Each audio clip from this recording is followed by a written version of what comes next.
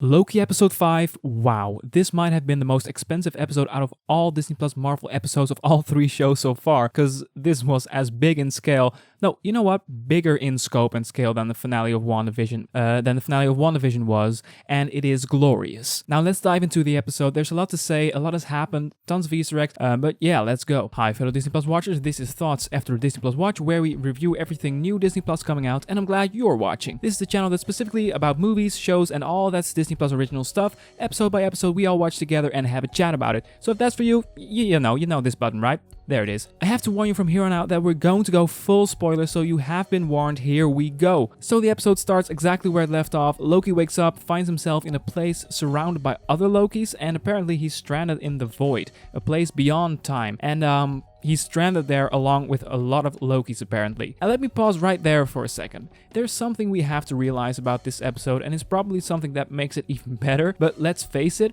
if any other movie studio tried to do a story like a story in this episode, it would be a hot mess. Only seeing Loki variants and Mobius, because he's a main character, in this time void place doesn't make any sense, but it's glorious and directly linked to the main theme of this story. Loki isn't supposed to be chasing his mischievous plans. That's why every one of them who tries gets sent to this void place. So Loki's real purpose is so creatively revealed to be something different. You can be whatever you want, even something good. That's what Mobius said last episode. And this arc of Loki is kind of displayed by showing all these other Lokis who are lost and astray. And that's great. That's awesome. Loki's character has never been explored so well. But really, would any other film studio try a mess of a plot like this one? It would probably suck, you know? So a bunch of Lokis meet each other in this place where everyone and everything that's ever not supposed to be is ultimately sent to, and 2 of these Lokis are deciding to enchant an evil cloud based on a hunch that when they do, the source of all secrets of time is revealed to them. Now this is ridiculous, but I loved the episode. Visually it was splendid, probably something many would forget, but that opening shot where we once again see the TVA and the camera spinning around was a great appetizer. Overall the camera work is really wide, lots of helicopter shots, of misty dead lands, the cloud monster, I could call it the Alioth or whatever it was called, but cloud monster is more convenient. It's well done in terms of visual effects. I really felt the size of it all. But now let's go back to the story.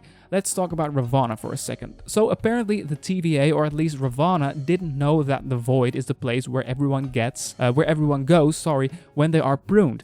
She acted surprised when Sylvie discovered it. This is an important plot point that cannot be overlooked. Everyone working at the TVA is as clueless about this and how all this is working as everyone else. And I really like this aspect of the story, as it reminds me of how companies or entities or whatever can get corrupted by just working the system, you know? Never knowing what is really going on. The TVA is no different, and that just gets the story to another level. And Sylvie decides, I'm going there, this could be it. But I immediately was doubting her number one motivation. Is she doing it for the plan or to see Loki again? You know what is really in front of her mind? I legitimately ask myself this question, because I love how Loki and Sylvie are growing closer and closer together. And my favorite scene of this episode by far is the conversation about what's next between Loki and Sylvie, where the gesture of the blanket was beautiful and still in line with the character of Loki. First he gives himself a blanket, then he asks, well, do you want anything, after thinking about himself first. Later he makes one for both of them, finally okay with admitting to her he does care about her too,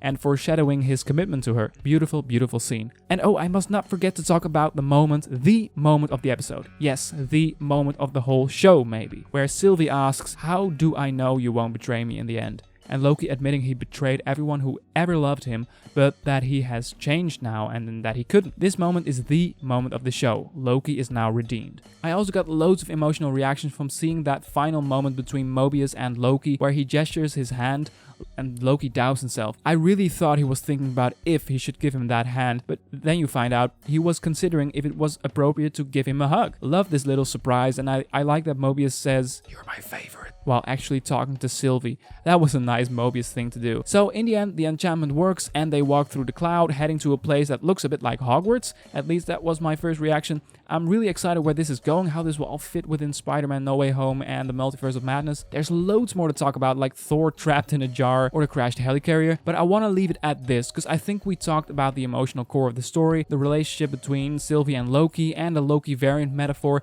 that leads to the realization for Loki that he was taking the wrong path in his life. All this is wrapped in an absolutely ridiculous plot that is extremely entertaining and well directed. I am a happy fan. I'm thinking about wrapping this up. If you're interested in thoughts on previous episodes, it's all in the description, or you can browse the channel page. Did you like this video? Then be sure to consider giving that a click. Thanks. I will be watching Black Widow with a friend of mine at a local theater, so expect a review of that movie somewhere tomorrow. This Friday, I will be back with The Bad Batch and the Mysterious Benedict Society. Thank you so much for watching. For now, have a wonderful day and see ya.